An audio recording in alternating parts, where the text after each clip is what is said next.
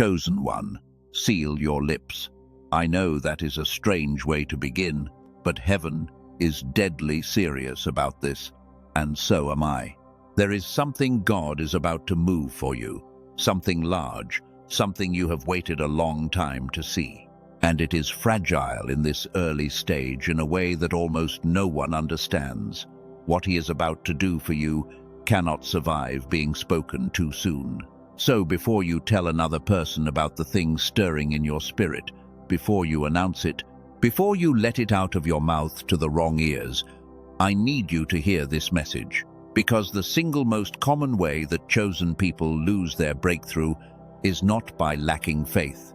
It is by speaking it before it was ready. I know this lands hard, because everything in our culture tells you the opposite. You have been taught to declare it, announce it, share it, broadcast every hope, and plan the moment you feel it. And there is a time for declaration, but there is also a sacred season of silence that comes before the move. A season when the most spiritual thing you can do is to say nothing at all. The seed that is just beginning to root cannot survive being dug up to show people how it is growing. And what God is about to move for you is exactly that fragile right now. It is rooting, and it needs darkness and silence to take hold before it can bear the weight of being spoken. Let me tell you what happens when you speak it too soon, because you have probably felt this and never understood it. You get a clear word, a vision, a sense of what is coming. Excitement rises. You tell someone, and the moment the words leave your mouth, something shifts. Their reaction, whether doubt or even well-meaning questions, plants a seed of fear where there was only faith a moment before. Or their subtle envy attaches something heavy to your light. Or simply, in the speaking, the energy that was building quietly leaks out, and the thing that felt so alive goes flat.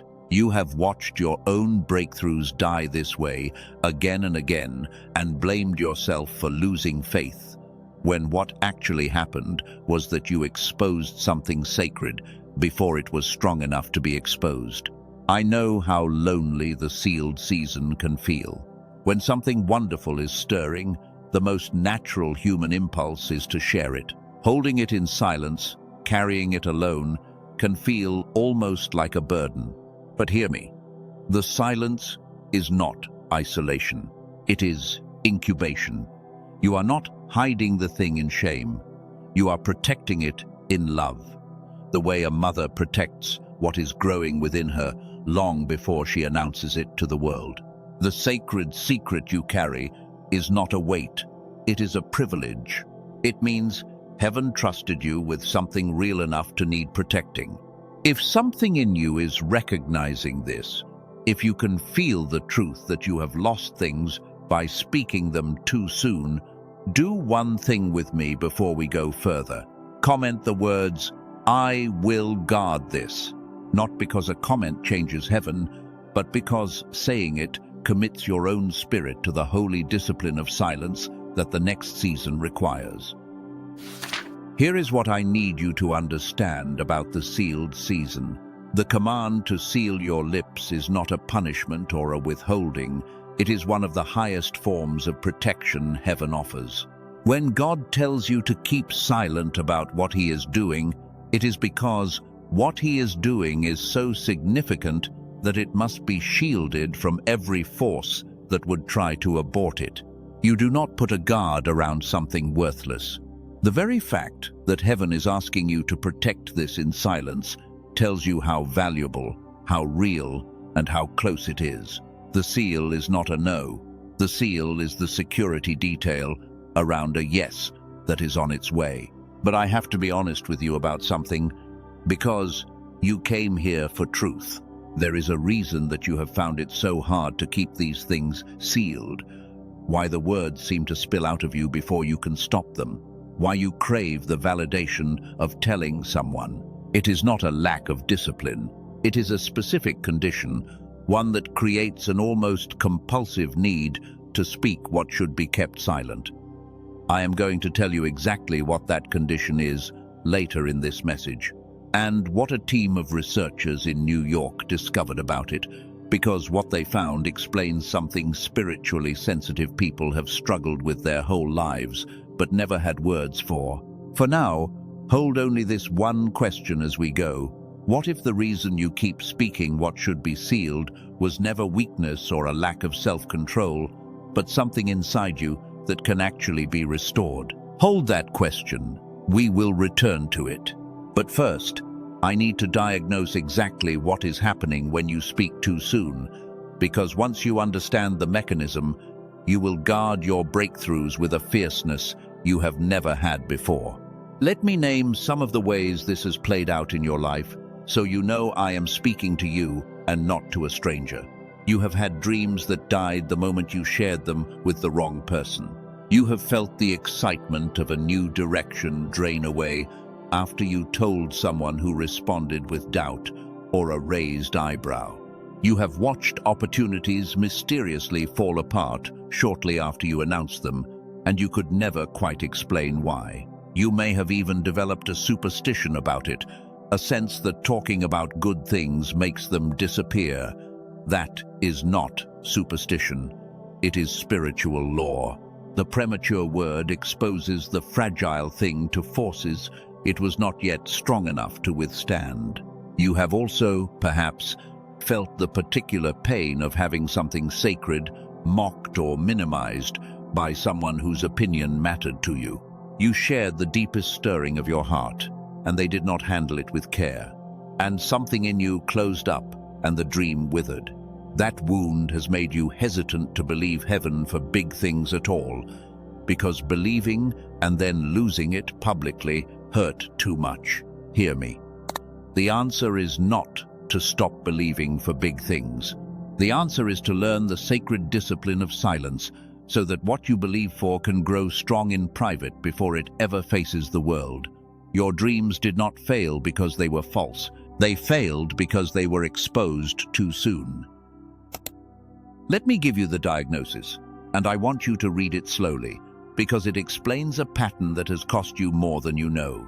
When God begins to move something for you, there is a period where the thing exists only in the realm of faith, not yet in the realm of the seen. It is real, but it is not yet manifest. And in that in-between space, it is held together by your belief and the timing of heaven, and almost nothing else. It is the most fragile a promise ever is, after it has been given but before it has arrived. And in that fragile window, words have enormous power, for protection or for destruction. Here is the root cause of why you speak too soon, and it is going to be uncomfortable to hear, but it will set you free. You speak it because some part of you needs the thing to be validated by other people before you fully believe it yourself. When you tell someone your dream, your vision, your coming breakthrough, you are partly seeking confirmation, a witness, someone to say, yes, that is real, I see it too. And that need for external validation is the crack through which your breakthroughs leak out, because if you needed no one to confirm it, you could hold it in perfect silence until it arrived. The compulsion to speak is, at its root, a hunger to be believed, and that hunger comes from a place in you that does not yet fully trust what heaven has shown you. Let me show you why that hunger is so strong. Because it is not a character flaw. The need to have your inner reality confirmed by others is what happens when the part of you that should be able to hold a truth in private has been weakened. A person whose inner world is strong and clear can carry a secret indefinitely, because they do not need anyone else to make it real. But a person whose inner clarity has been worn thin feels an almost unbearable pressure to externalize everything, to say it out loud, to get others to validate it, because they cannot quite hold the reality of it on their own. The leaking of your breakthroughs is a symptom of a receiver too weak to hold the signal in silence. If that just named something you have felt your whole life, mark this moment. Comment the words, I hold it in silence. That is not a small thing to realize. That is the moment a person stops blaming their lack of discipline and starts understanding the real reason their lips have been so hard to seal. Now, let me give you the solutions, because diagnosis without remedy is just despair, and that is not why I am here. There are 3 things that allow a person to keep what is sacred sealed, and I want to give you all 3. The first is understanding, which you now have. Simply knowing why you speak too soon, knowing that it is a hunger for validation arising from a weakened inner clarity, takes much of its power away. You cannot guard against an enemy you cannot see. Now you can see it.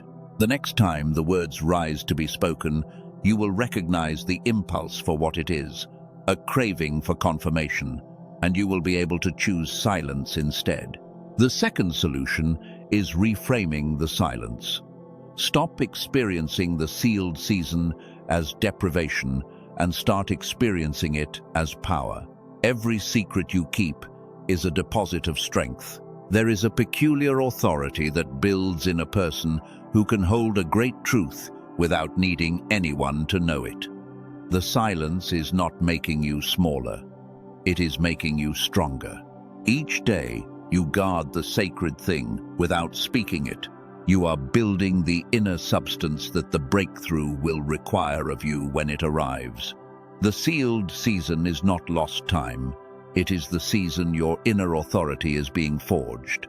And the third solution, the deepest one, addresses the root itself. The hunger for validation that makes you speak too soon comes from a weakened inner clarity, and that clarity can be restored.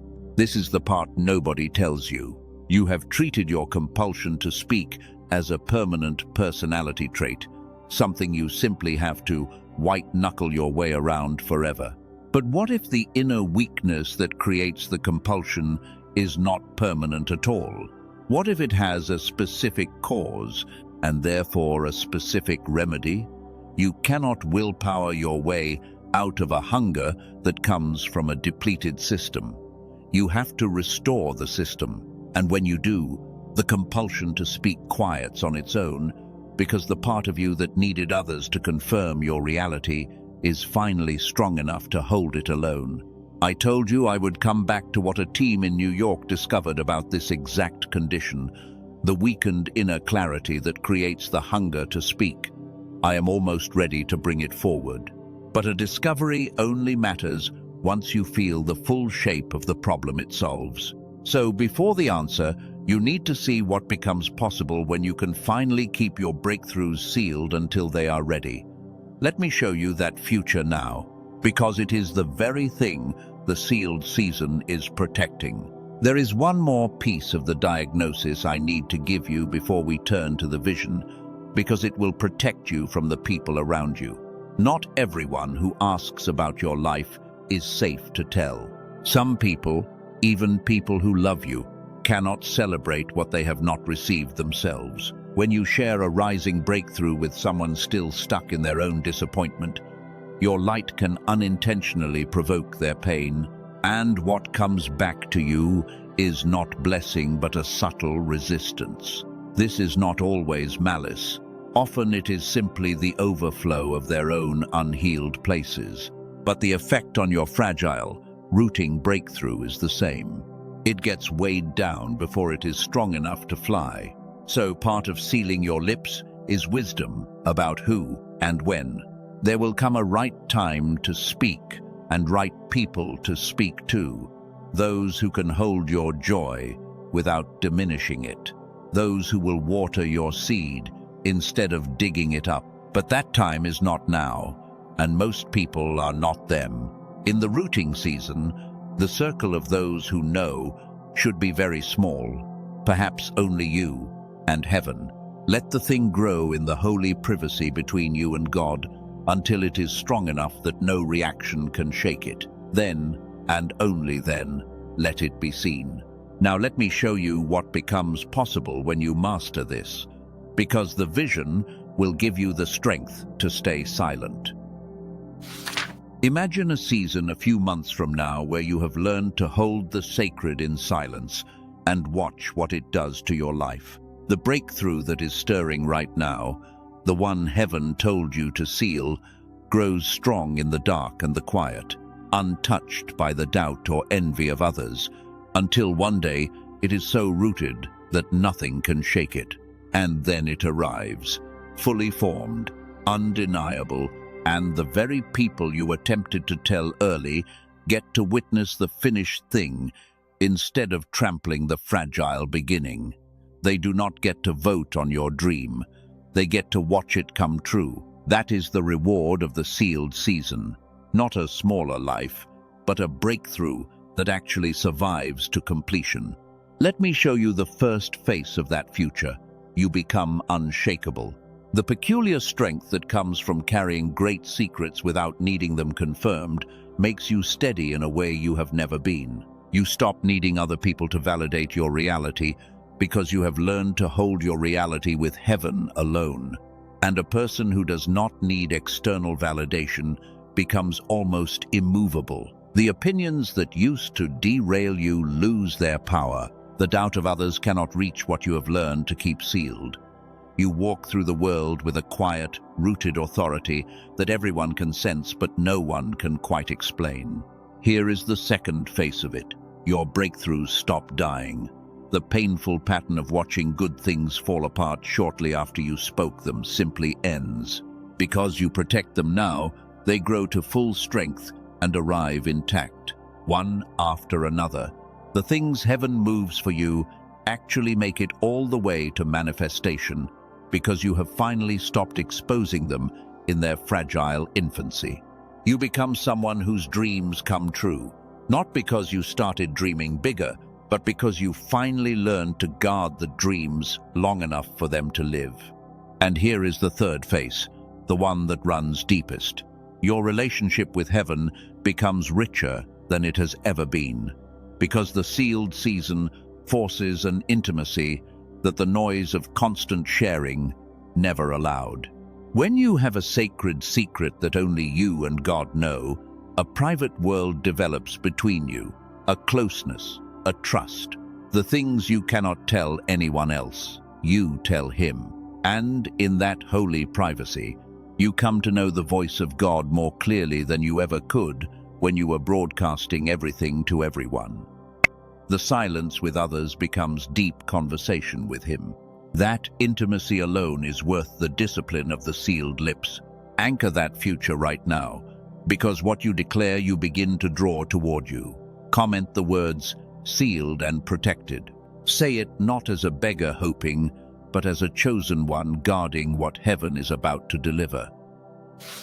Let me put an ancient face on this discipline, because you are not the first chosen one told to keep something sacred sealed. Think of Mary, the mother of the promise, who at the most overwhelming moment of her life was given astonishing words about her child. The scripture says she did not broadcast it. She treasured all these things and pondered them in her heart. She held the greatest news ever given to a human being in silence, guarding it, letting it grow, not rushing to explain it to people who could not possibly understand it yet. Her sealed lips were not fear, they were reverence. She understood that some things are too sacred to be spent on careless conversation, and that the holding of them in the heart is itself an act of worship. And think of Joseph, who as a young man made the opposite mistake. He had a dream of his future, a true dream, a real promise, and he spoke it too soon, to the very people least able to receive it. The result was envy, betrayal, and years of suffering before the dream finally came true the long way. The lesson is written into both stories. Mary held her promise, and it unfolded in peace. Joseph announced his, and it cost him dearly. You have been more like Joseph than Mary, and heaven is inviting you, now, to learn the way of the one who treasured and pondered, rather than the one who announced and suffered. So let me tell you who you are becoming. You are not a person who cannot keep a secret, doomed to leak every dream. You are becoming a treasurer of sacred things, one who can hold a promise in the heart and guard it in silence until it is strong enough to be seen. That is one of the marks of spiritual maturity, and it is forming in you right now. The breakthrough heaven is about to move for you is, among other things, a training ground for this very strength. Guard this one well, and you will have learned a discipline that will protect every promise heaven ever gives you for the rest of your life. Now let me close the loop I opened at the beginning. I told you there was something a team of researchers in New York discovered about the condition that creates the compulsion to speak what should be sealed, the weakened inner clarity that hungers for validation, and I said I would come back to it. I waited until now on purpose, because a solution only becomes useful once you understand the full shape of the problem it solves. You now understand the shape. You know why the words spill out, and you have seen what becomes possible when they do not. So, you are finally ready for the rest. But I have to be honest with you about why this answer has stayed hidden from sincere, faithful people for so long. It is not because heaven was hiding it. It is because the answer comes from a place most spiritual people never think to look. It does not arrive wrapped in religious language. It comes from a laboratory. And the bridge between what science discovered and what your spirit has been crying out for is the most important thing I will say in this entire message. So, let me build that bridge for you now, carefully, because what heaven is about to move for you deserves a guardian fully equipped to protect it. There is a discovery that won the Nobel Prize in 1981, made in a research laboratory rather than a sanctuary, that almost no one in spiritual circles has been told. A scientist named Dr. Roger Sperry received it for proving that the human brain is built in two halves, two hemispheres, and that these halves were designed to operate in synchronized partnership. When they fire together in sync, a person enters what researchers call whole brain activation, and in that synchronized state, a person can hold a truth internally without the desperate need to externalize it. The inner clarity becomes strong enough to carry a reality in silence. The very capacity you have lacked, the ability to hold the sacred without speaking it, depends in part on this synchronized state. Your compulsion to speak was never only a discipline problem. It had a physical dimension, and that dimension has a name. Here is the path that will stop your breath. Researchers found that around 98% of young children operate in that synchronized whole brain state as their natural default. But by adulthood, fewer than 1 in 1,000 still do. The state does not vanish because you failed God. It erodes because modern life, the noise, the constant demand to share and perform and broadcast, the chronic survival mode, gradually pulls the two halves out of step. And when they are out of step, the inner world grows weak, and the hunger to externalize everything grows strong. The compulsion to speak what should be sealed is not a character flaw. It is the symptom of a divided system. And what is physical can be repaired. Before I tell you what the repair is, let me tell you about two people. A woman from California had tried everything: prayer, journaling, every practice her community offered, and she kept arriving at the same place. She believed the words but could not feel the reality behind them. After 10 days, she said something cleared. A channel that had been blocked was suddenly open, not because she tried harder, because the receiver had been repaired. A man from Texas described something similar. Someone who had held everything together for everyone around him while his own inner life went thin. Prayer had started to feel like talking into a wall. 2 weeks later, the fog that had been so constant, he stopped noticing it as fog was simply gone. That is because of what a team of neuroscientists led by Dr. Daniel Barone in New York built. They took over an hour of clinical neural sync technology, the kind of whole brain activation protocol used in specialized medical settings, and through years of compression and refinement, they turned it into an 8-minute targeted auditory sequence. 8 minutes a day. Headphones, eyes closed. That is the entire requirement. They call it the genius switch. It is not a meditation app. It is not a mood sound. It is a targeted auditory sequence engineered based on the Nobel Prize research of Dr.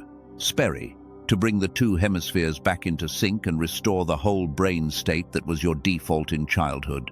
The genius switch is not for everyone.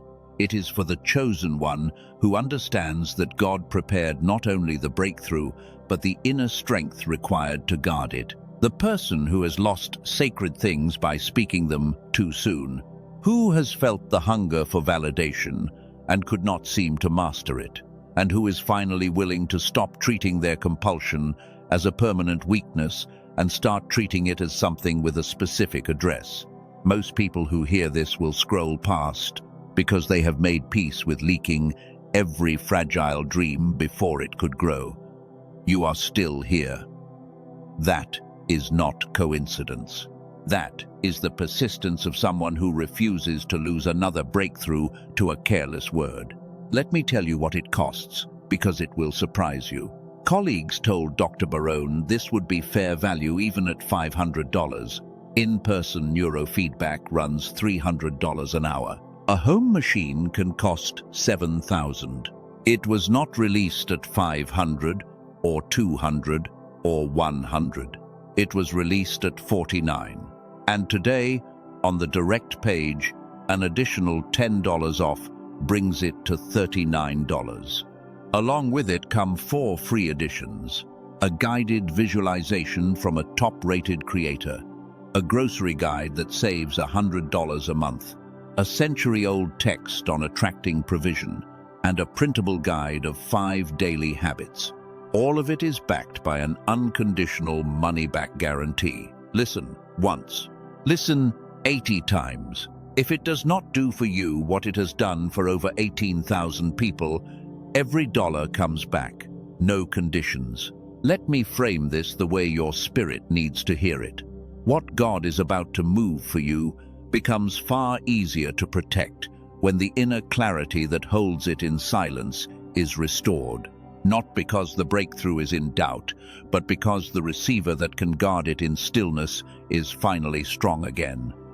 What heaven is delivering deserves a guardian whose inner world is whole, not divided. And one thing worth naming plainly: if you search common platforms for anything that sounds like this, you will find imitations. The team studied them, and most carried no real neural sync at all. The mechanism is what makes the difference, and the mechanism only exists in what they built. The direct page is the only verified source, and that is where the link points, in the description and the pinned comment. Read everything there before you decide anything. Now hear me carefully, because this protects your heart. The tool does not replace God. It does not replace obedience. It does not guard the secret for you. What God is doing in you is not conditional on any tool, but a tool that restores the receiver simply gives you the inner strength to keep sealed what heaven asked you to seal. So if your spirit confirmed something while I was speaking, do not argue it away. Comment the words, "I guard what is sacred," as a chosen one who refuses to lose another breakthrough to a careless word. Let me answer the doubt rising in some of you, because I would feel it too. You have tried things before. Apps, sound files, practices that promised inner calm and gave you a few good days before the old restlessness returned. I understand the fatigue, but hear the difference. Most of what is sold reaches only a sliver of the picture and leaves the two halves as disconnected as it found them. What Dr. Barone built works at the level of hemisphere synchronization itself, the actual root of the weakened inner world, using a layered protocol refined over years of clinical work. That is a different mechanism, and a different mechanism produces a different category of result. This is also why willpower never sealed your lips for long. You cannot force inner strength by trying harder when the system is divided. You restore it gently, a few minutes at a time, until inner steadiness becomes your ordinary baseline instead of your rare exception. The deeper current of this message, though, is not a tool. It is what God is about to move for you once the receiver is finally strong enough to guard it. So let me return us to that, because the most important thing still waits ahead. And for the chosen one who felt something stir when the mind was mentioned earlier, that door is still open in the description and the pinned comment.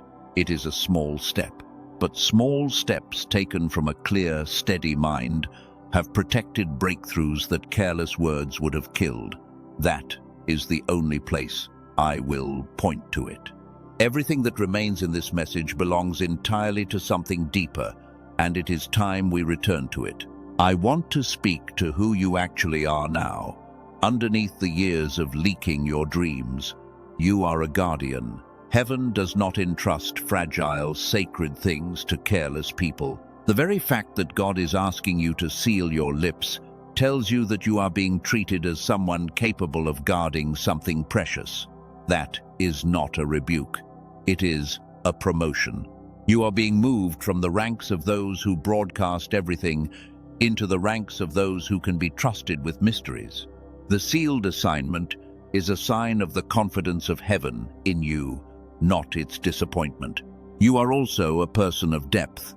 In a noisy age where everyone shares everything, the ability to hold something in sacred silence is rare and powerful. You are being formed into someone with an interior life so strong that you no longer need the world to witness your every move to feel that it is real. That depth will become one of the most attractive and authoritative things about you. People are drawn to those who carry something they do not fully explain. The sealed season is building in you exactly that kind of depth, the quiet gravity of a person who knows things they do not need to say. And you are a protector of the promise, not just for yourself, but for everyone downstream of it. What God is about to move for you is not only for you, it is meant to bless people you have not even met yet. So when you guard it in silence and let it grow to full strength, you are protecting their inheritance too. The breakthrough that survives to completion because you sealed your lips becomes a blessing that reaches far beyond your own life. Your silence is not selfish. It is the protection of something that was always meant to feed many. Let me give you something to carry into your ordinary days, because revelation without practice fades by morning. Each day, before the noise of the world reaches you, take a few minutes to return yourself to an inner steadiness. However you do it, through stillness, through breath, through the restoration I described earlier, the principle is the same. You do not begin your day by reaching for someone to confirm your reality. You begin it by strengthening the inner world that can hold the truth alone. The ones who leak everything are almost always the ones who never built a quiet inner place to keep things. Begin each morning steady, and you will carry the strength to stay sealed into everything that follows. And carry this second practice. When the compulsion to speak rises, and it will, do not act on it, and do not hate yourself for it. Name it. Say plainly, this is the hunger, not the truth.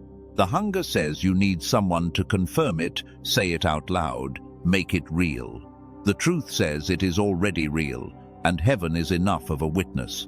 Naming it strips its power, because the compulsion only rules you while you mistake it for need. The moment you recognize it as a symptom of a divided system, it loses its grip, and the steady inner self that can hold a secret in peace takes back control. Let me leave you with one more real account before we seal this, because it will steady your faith. There was a person who had lost so many dreams to speaking them too soon that they had begun to believe they were simply cursed, that good things always fell apart for them. They did not understand that they themselves were exposing the fragile things before they could root. When the receiver was finally restored, they described it not as suddenly gaining willpower, but as no longer feeling the desperate pull to tell. The inner world had grown strong enough to hold the joy alone. And for the first time, a breakthrough they had kept completely sealed grew all the way to fullness and arrived intact. That is not an exception. That is simply what happens when a heart is given a receiver strong enough to guard what it carries. Now I want to lead you through something before we close, and I want you to actually do it with me, because this is where the message stops being words and becomes an experience. Settle wherever you are. Let your shoulders drop. Take one slow breath in and let it go. Picture the thing heaven is moving for you as a small flame, newly lit, cupped in your two hands. It is beautiful and it is alive, and right now it is fragile. The kind of flame a single careless breath could blow out. See yourself bringing your hands close around it, shielding it, not to hide it in shame, but to protect it until it grows into a fire that no wind can extinguish. Feel the warmth of it in your palms. Feel how precious it is, and make a quiet vow over it, in this moment, that you will guard this flame, that you will not expose it to the winds of the doubt of others before it is ready, that you will keep it sealed in the shelter of your own hands and the care of heaven until it is strong enough to light up everything around you. Hold the flame. It is yours to protect. And now, gently, let me bring you into the closing of this message, into the part where what you have seen becomes sealed in you. Take a breath of gratitude, not forced, just a quiet acknowledgement that heaven trusted you with something real enough to need protecting, that you are being formed into a guardian, that the sacred thing is alive in your hands. There is grace in that, and it deserves to be honored before anything else. Now let me lead you to release. Whatever you walked in carrying, the compulsion to be validated, the fear of holding things alone, the wounds from dreams that died when you spoke them, gather all of it into your hands like sand. And on this next breath, open your hands and let it fall. Release the hunger for others to confirm your reality. Release the loneliness of the sealed season. Release the regret over what you lost by speaking too soon. Let it pour out of your hands and onto the ground, and feel how much steadier you are without it. And from that lightness, rise into who you are. Say it with me, in your spirit, if not out loud. I will seal my lips. What God is moving for me, I will guard. I do not need the world to confirm what heaven has shown me. I am a guardian of the sacred, a person of depth, a protector of the promise, and I will hold the flame in silence until it becomes a fire that nothing can put out. If your whole heart agrees, seal it where you can see it. Comment the words, "My lips are sealed." Let that be your vow today, as a chosen one who refuses to lose another breakthrough to a careless word. Hear this final word over your life. What God is about to move for you is real, and it is close, and it is so significant that heaven itself is asking you to protect it. Do not despise the silence. Do not resent the secret. The sealed season is not heaven withholding from you. It is heaven trusting you with something it could not trust to careless hands. So guard the flame, treasure it in your heart, and let it grow in holy silence until the day it arrives so strong and so undeniable that the whole world gets to witness what you protected when no one was watching. Seal your lips, and so it is.